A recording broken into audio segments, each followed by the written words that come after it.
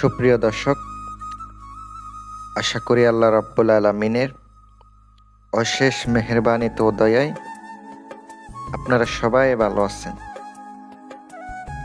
কিভাবে একটা মানুষকে মহাব্বতে পাগল করা যায়, মহাব্বতে ছুটে আনা যায়, এমন একটি ভিডিও নিয়ে আসলাম, এমন একটি নকশা নিয়ে আসলাম, যেটা দিয়া কাজ করার সঙ্গে সঙ্গে কাজ হইব। নকশাটি আমি স্ক্রিনে দিয়েছি, সরাসরি কিতাবের একটি নকশা, ছবি তুলে দিয়ে দিছি, আপনারা দেখতেই পাচ্ছেন। অত্যন্ত একটা পুরনো একটা কিতাবের একটি নকশা।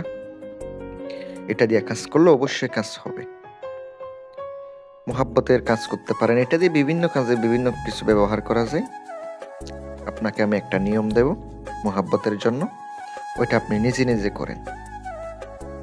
নকশাটি জাফরানের কালি দ্বারা বুধবারের দিন আসরের আগে, আসরের পরে লিখলে হবে না, অবশ্যই আপনাকে বেলা 3টার দিকে লিখে ফেলতে হবে, অথবা দুপুরে জোহরের নামাজের পরে যদি লিখতে পারেন তাও অনেক ভালো হয়।